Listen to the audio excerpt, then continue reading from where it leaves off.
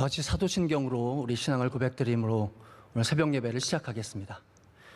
전능하사 천지를 만드신 하나님 아버지를 내가 믿사오며 그 외아들 우리 주 예수 그리스도를 믿사오니 이는 성령으로 잉태하사 동정녀 마리아에게 나시고 본디오 빌라도에게 고난을 받으사 십자가에 못 박혀 죽으시고 장사한 지 사흘 만에 죽은 자 가운데서 다시 살아나시며 하늘에 오르사 전능하신 하나님 우편에 앉아 계시다가 저리로서 산 자와 죽은 자를 심판하러 오시리라.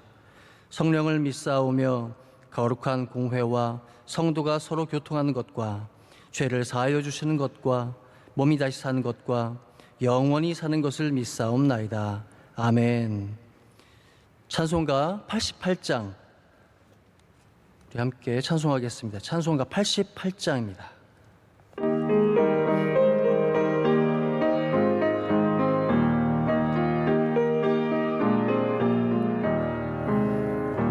내 진정 사모하는 친구가 되시는 구주 예수님은 아름다워라. 산 밑에 백합화요 빛나는 새벽별 주님 형언할 길 아주 없도다. 내 맘이 아플 적에 큰 위로 되시며 나 외로울 때 좋은 친구라. 주는 저 산 밑에 백합 빛나는 새벽별 이 땅 위에 비길 것이 없도다. 내 맘의 모든 염려 이 세상 보라도 주님 항상 같이 하여 주시고 시험을 당할 때에 악마의 계율이 즉시 물리치사 나를 지키네. 온 세상 날 버려도 주 예수 안 버려 끝까지 나를 돌아보시니. 주는 저 산 밑에 백합 빛나는 새벽별 이 땅 위에 비길 것이 없도다. 내 맘을 다하여서 주님을 따르며 길이 길이 나를 사랑하리니. 물불이 두렵지 않고 장검도 거울도 주는 높은 산성 내 방패시라. 내 영혼 먹이시는 그 은혜 누리고 나 친히 주를 뵙기 원하네. 주는 저 산 밑에 백합 빛나는 새벽별 이 땅 위에 비길 것이 없도다.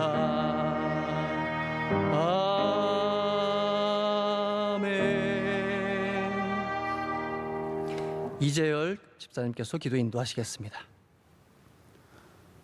진리와 생명 되시는 하나님 아버지, 오늘 또 귀한 하루를 허락하시고 저 시간을 주님 전에서 기도와 예배로 시작하게 하심을 감사드립니다. 믿음의 정체성을 잃지 않게 하시고 그리스도인의 향기가 넘치는 삶을 살아가는 저희들 되게 하옵소서.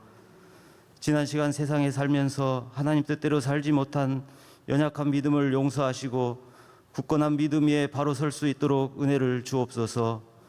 대통령과 유정자들이 하나님을 두려워하며 바른 정치를 할 수 있도록 인도하여 주시고 코로나19가 속히 종식되어 예배가 회복되고 모든 일상이 정상을 되찾게 하옵소서.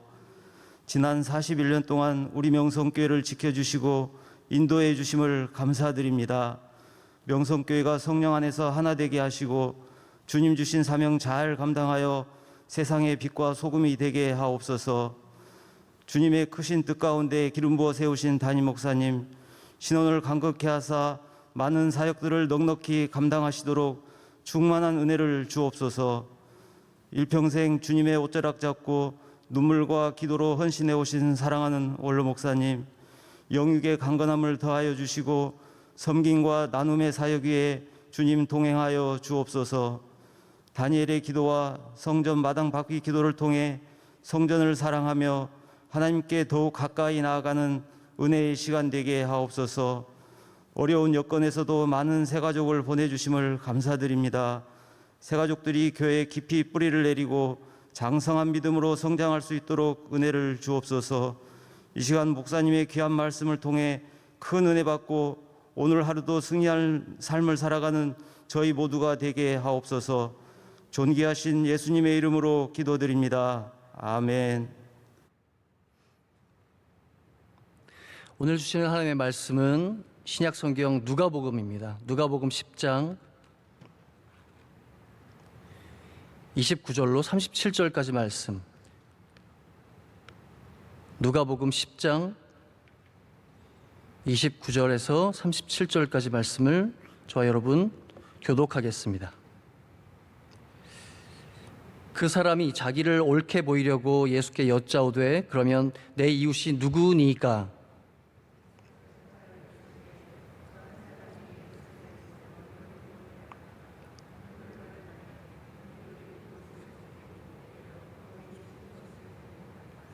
마침 한 제사장이 그 길로 내려가다가 그를 보고 피하여 지나가고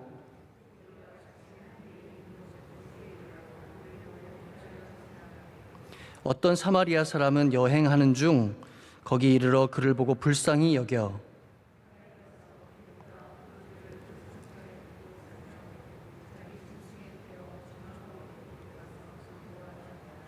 그 이튿날 그가 주막 주인에게 데나리온 둘을 내어주며 이르되 이 사람을 돌보아 주라. 비용이 더 들면 내가 돌아올 때에 갚으리라 하였으니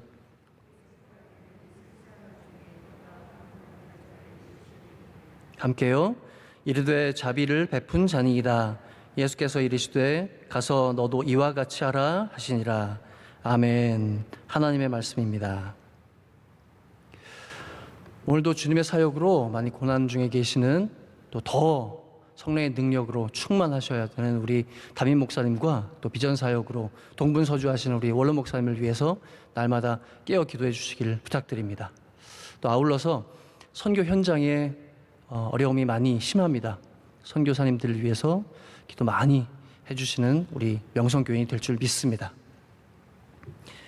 오늘 말씀의 제목은 담임 목사님께서 항상 이제 제목을 붙이시니까 저도 제목을 붙여봤는데요. 당신의 믿음은 나와 무슨 상관이 있습니까? 당신의 믿음은 나와 무슨 상관이 있습니까? 제목을 붙여봤습니다. 지난주에 우리 담임 목사님의 말씀, 향기 말씀을 들었습니다. 향기를 내는 사람이 있고 그리고 향기를 뺏는 사람이 있다. 그리고 사실 향기 자체에 우리가 많이 집중하긴 하지만 무엇보다 중요한 것은 그리스도의 향기, 그 승리의 향기가 가장 중요하다는 것을 여태까지는 그냥 느낌으로만 알았는데 그 문맥을 통해서 또 그 말씀을 통해서 상세하게 짚어주셔서 너무도 큰 은혜를 받았습니다. 그냥 늘 구태의연하던 것이 우리 성경에 이른 바대로 하나님의 말씀은 날카롭게 수술하지 않습니까? 그냥 그렇게 습관처럼 받아들이던 말씀을 새롭게 받아들였을 때 삶이 변화되는 경험을 하게 됩니다. 그 전주에는 모든 사람들에게 필요한 두 가지 은혜 말씀하시면서 환대와 또 복음에 대해서, 진리에 대해서 말씀을 주셨죠. 그래서 이번 한 두어 주간은 계속 이 대접이라는 것, 환대라는 것, 다른 사람과의 관계에 대해서 생각을 많이 해보게 됐습니다. 좋은 향기를 내야 되고 또 그리스도의 향기를 전할 수 있는 사람이 되어야 되는데 참 많이 부족하구나. 예전에 대기업 보고서를 한번 본 적이 있는데 그 가운데에 기업의 경쟁력에 대한 이야기를 하면서 경쟁력이 강하게 되고 또 약하게 되고 또 그 밑바탕에는 이제 어떤 변곡점이라고 하는 것이 있는데 외제 선호, 외제가 정말 좋구나. 그래서 우리나라 국민들이 외제를 많이 사게 되는 그 어떤 지점을 이야기를 하면서 왜 그렇게 되었는가에 대해서 이야기를 한번 들은 적이 있습니다. 나라가 어려울 때 우리나라 국민들은 굉장히 뭉치잖아요. 그래서 국산품을 애용해야 된다. 우리가 우리 기업을 살려줘야 된다. 그래서 나라 국민들이 또 소비자들이 열심으로 사줬단 말이에요. 그런데 5년이 지나고 한 10년이 지났는데 내가 열심히 그렇게 사줌으로 인해서 기업은 컸단 말이죠. 이제 소식이 막 들려오고 있어요. 막 세계적인 기업, 또 세계를 다녀봐도 그 위상을 실감할 수가 있는 그런 결과가 나오게 되었단 말이죠. 근데 국민들이, 소비자들이 돌아보니까 기업은 나 때문에 이렇게 잘 되게 되었는데 나는 지금 뭐지? 나는 그때나 지금이나 여전한데? 이렇게 자각 현상이 들면서 갑자기 이게 별 쓸모 없는 일이구나. 그냥 내 좋은 대로 해야 되겠다.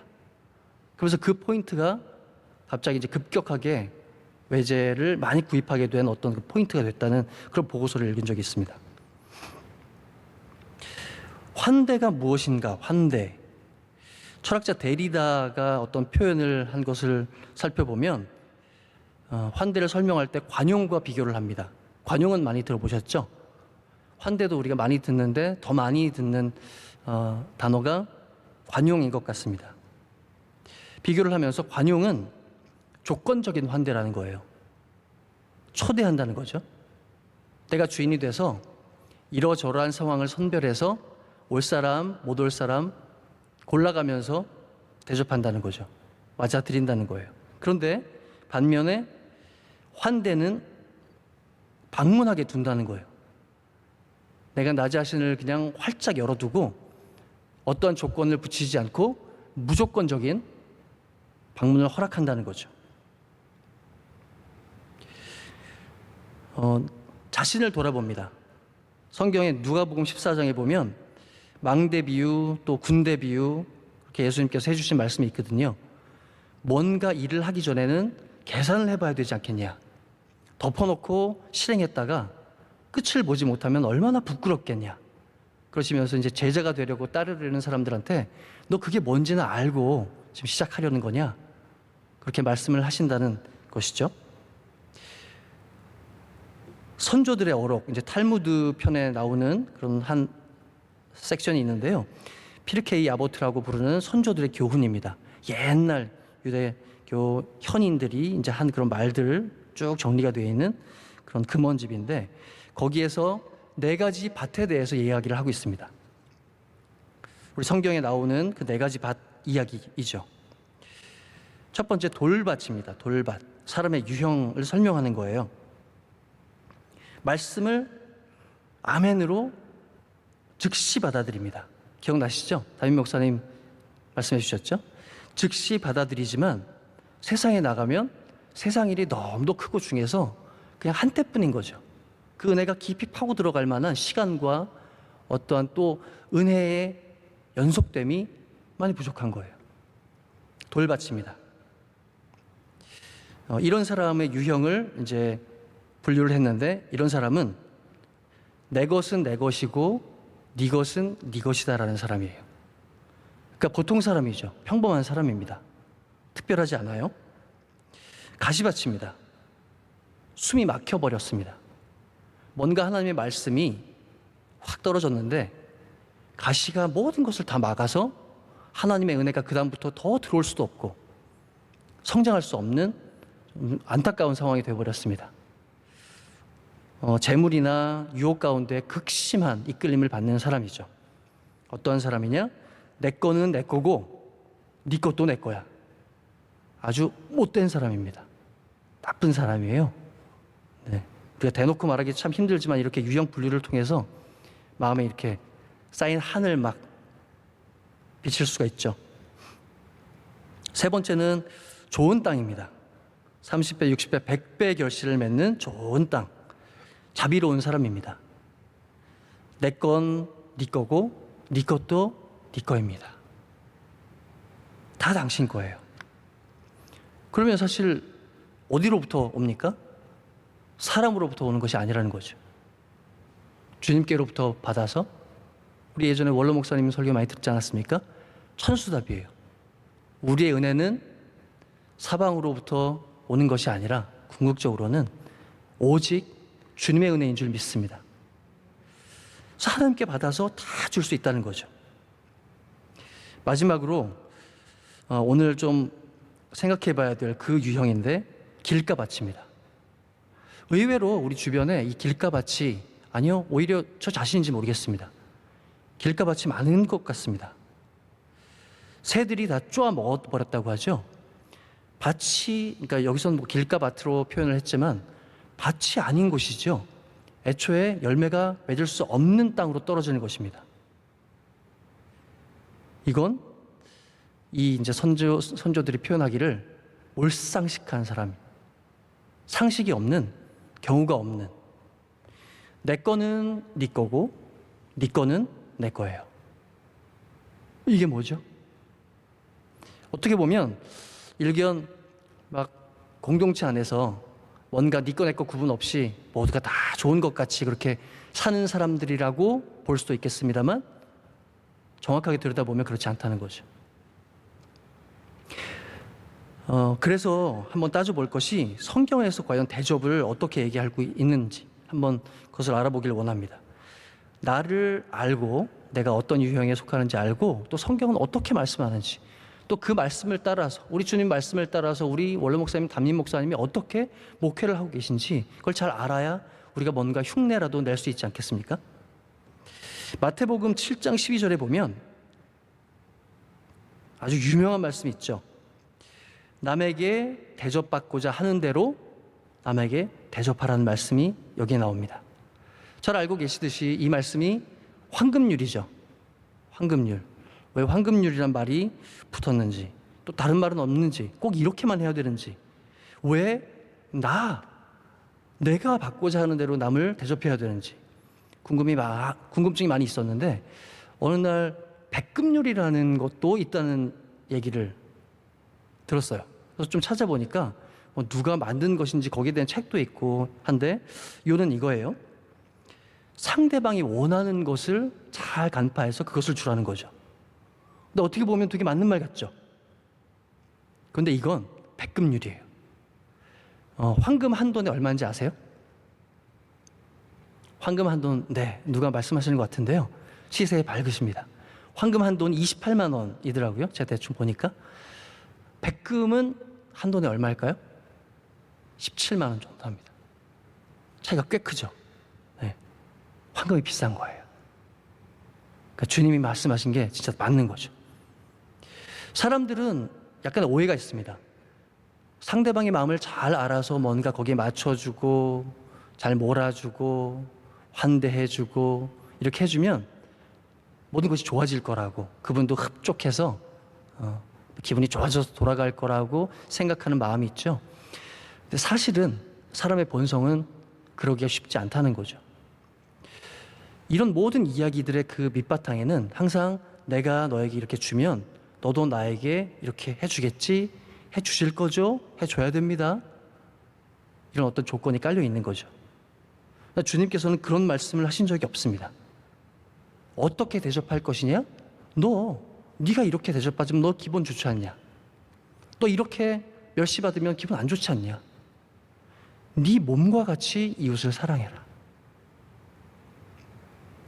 인생을 꿰뚫는 놀라운 말씀이죠. 동양 사상가인 그 법가 사상가 한비자도 그런 얘기를 했습니다. 마음속 깊이 군주를 사랑하는 신하는 없다. 어떻게 보면 너무 가슴 아픈 이야기인데요. 그러니까 이 세상에 참 조금만 들여다보면 너무 메마른 세상이라는 거예요. 그래서 아까 드린 말씀, 오직 은혜는 위로부터 내려옵니다. 세상에서 기대할 것은 아무것도 없습니다. 이것이 슬픈 현실이 아니라 오히려 당연한 것으로, 전혀 섭섭하거나 실망할 그런 현실이 아니라 당연한 것으로 받아들일 때 우리는 더욱더 지혜롭고 또 어떻게 보면 흥미진진한 인생을 살 수 있지 않을까 합니다. 사장님이 그렇게 생각하죠. 내가 직원에게 얼마나 잘해줬는데 회사가 조금 어려워지니까 뒤도 안 돌아보고 그냥 간다. 야, 정말 피도 눈물도 없는 사람들이구나 얘기하지만 그게 당연하다는 거예요. 돈 주니까 사장이지, 돈 받으니까 직원이지, 돈 받아서 일하는 거지. 여기서 벗어날 수 있는 사람이 아무도 없다는 거죠. 그래서 한 가지 이제 팁을 또 제시하는 건데, 서로를 위한다는 마음으로 일을 하다 보면 상대방을 원망하게 돼 있다. 나 자신을 위한다는 마음으로. 이 모든 일들은 다 나 잘 되고자 하는 일이다. 그런 마음으로 하다 보면 결국은 원망할 사람도 아무것도 없고 모든 것을 다 줄 수 있는 선순환으로 갈 수 있다는 그런 얘기죠. 결론은 바라는 거 없이 그저 주는 인생, 주고 또 주는 인생, 복된 인생인 줄 믿습니다. 오늘 본문으로 읽은 누가복음 10장의 이 사마리아인은 그렇게 아마도 훈련이 돼 있는, 마음으로부터 훈련이 돼 있고 또 몸이 훈련되어 있는 사람인가 봅니다. 앞에 제사장처럼, 레위인처럼 조금만 상황을 그냥 모른 채 하면, 피해서 갔으면 뭐 그렇게 큰 어려움이나 힘든 일이 없었을 텐데 직면합니다. 이 일이 내 일인 양 뛰어듭니다. 우리 지난 4월에 담임 목사님께서 이 본문으로 설교해 주실 때, 말씀해 주실 때 가까이 가라고 말씀하셨습니다. 가까이 가는 것. 조금 한 번 더 생각해 보면 가까이 간다는 것은 굉장한 수고와 피곤함, 나의 손해를 말하는 것이죠. 힘듭니다. 어렵습니다. 근데 그럼에도 불구하고 주님께서 요청하시는 거죠. 평범한 사람들 사실 피해도 괜찮습니다. 다 내일이 있고 바쁘고 어렵고 힘든 삶이기 때문에 누가 뭐라고 하지 않죠. 그러나 문제는 세상은 항상 예수 그리스도를 바라본다는 것입니다. 항상 없는 사람이 주인의 손을 바라보는 것이죠. 이 세상의 모든 강도 만난 사람들이 다 무언가를 가지고 있는 사람. 근데 그런 사람이 어디 있겠습니까? 무엇을 아무 이유 없이, 아무 조건 없이 내어줄 수 있는 사람이 어디 있겠습니까? 예수님밖에 없는 거죠. 교회밖에 없는 거죠. 그때 말씀드릴 때 인상적이었던 거는, 원로 목사님께서는 옷 신경을 쓰시지 않고 모든 것에 뛰어드신다고. 그러나 이제 담임 목사님께서는 아직까지 이제 그런 것들이 많이 제약이 된다고 말씀하셨는데, 근데 곁에서 볼 때는 그게 꼭 그렇지 않습니다. 담임 목사님은 오히려 더 먼저 옷을, 드레스 코드를 맞추시죠. 항상. 그러니까 원로 목사님은 정말 모든 일에 그냥 다 그 옷밖에 없으신 거고, 담임 목사님은 드레스 코드를 많이 또 아시고 하시니까 그런 부분이 좀 다른 것 같습니다. 그래서 두 분께 다 배울 만한 것이 얼마나 많고 풍성해서 좋은지 모릅니다. 율법 선생은 오늘 본문에서 그렇게 묻습니다. 누가 내 이웃입니까? 라고 질문을 하는데, 쭉 읽다 보면 사실 우리가 예수님이 항상 비유를 말씀하시니까 뭔가 잘 모르고 또 지나갈 때가 있는데, 질문과 답이 약간 포인트가, 핀트가 다르다는 것을 알게 됩니다. 질문은 누가 내 이웃입니까? 라고 물었는데, 예수님은 네가 이웃이 되라고 말씀을 하십니다. 이웃이 누구라고 대답을 해주시는 게 아니라 네가 이웃이야. 네가 가서 똑같이 이렇게 너 아는 거 해라. 문제가 무엇이냐고 내가 질문했는데 네가 문제다. 네가 문제다라고 대답을 해주시는 거예요. 환대가 무엇인가요? 예수 그리스도의 향기를, 그 승리의 향기를 전한다는 것이 무엇인가요? 부족하지만, 모자라지만 상대를 내 지식과 경험으로 너무, 내 능력으로 너무 스캔만 하지 말고, 심사하지 말고 가까이 가십시다. 용기를 내어서 이웃이 되어주고 자비를 베풀어주면, 예수님의 향기가 되어서 그 향기를 맡게 해주면 그 인생도 변화될 줄 믿습니다. 마지막으로 이야기 하나만 드리고 오늘 말씀을 맺겠습니다. 작년쯤에 신문에 실린 그런 이야기인데요. 어떤 경찰이 있는데 그 경찰이 잡아서 감옥에 넣은 조직의 두목이 하는 말이, 내가 얼마나 분하고 원통한지 내가 출소하면 제일 먼저 그 경찰놈 내가 잡아 죽이겠다. 아주 그냥 분이 충만한 거죠. 그런데 웃긴 게 이 사람이 자꾸 자기를 면회를 왔대요. 면회를 계속 오는 바람에 정이 들어가지고 죽이기는커녕 하여튼 좋은 관계로 잘 지내는 거예요. 정이 들어서. 지금은 힘든 일이 있으면 가장 먼저 이 형사를 찾게 된다. 그리고 지금은 예전에 그런 조직의 두목이었던 사람이 이제는 시골 어디 모르는 곳에 들어가서 택배기사로 일을 하고 있다고. 그런 기사를 봤습니다. 그래서 인터뷰어가 물었습니다. 왜 범죄자들을 챙기시나요? 그냥 잡아 넣은 거면 끝 아닙니까? 왜 그렇게 힘든 일을 사서 고생을 하시는지. 그랬더니 하는 말이, 내가 예전에 6년형을 살게 했던 어떤 강도 범죄자가 있었어요. 근데 그 범죄자가 감옥 안에서 편지를 딱 보내왔는데, 감옥에서 나 너무 힘들어. 당신 나 좀 도와주세요. 그런 내용으로 편지를 보냈는데, 역시 뭐 평범한 사람이니까 그냥 안 본 거죠. 답을 안 했어요. 근데 또 편지가 왔어요. 야, 이 형사야, 넌 잡아넣기만 하면 다냐? 나 이렇게 어렵고 힘든데 내 말 좀 들어주고 내가 뭔가 이렇게 하려고 하면 좀 도와줘야 될 거 아니냐. 약간 뻔뻔하죠?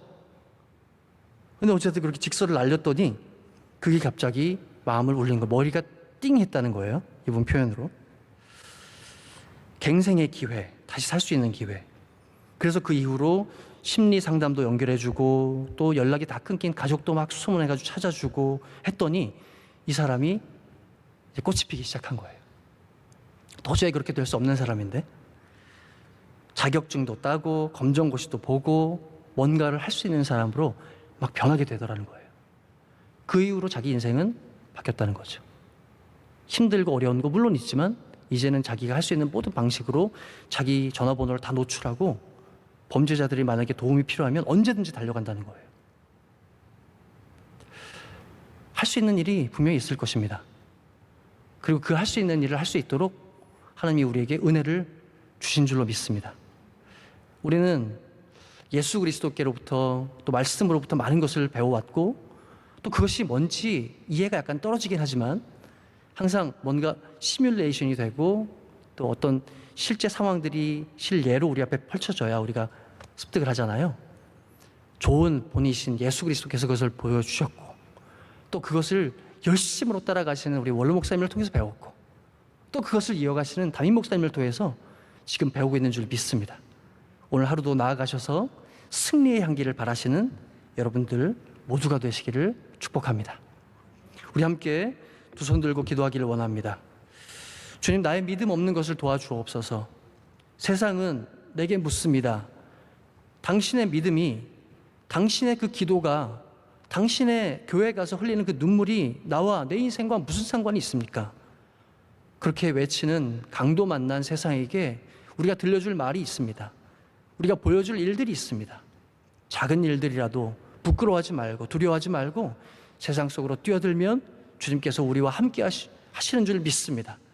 원로 목사님과 담임 목사님을 위해서, 모든 진행되는 사역들을 위해서, 선교사님들을 위해서, 여러분 각자의 삶을 위해서 다 같이 주님의 이름을 간절히 부르짖고 기도드리겠습니다. 주여, 주여, 주여. 하나님 아버지 감사합니다. 주님께서 우리를 불러주시고 죄인된 인생, 아무것도 바랄 것 없는 인생인데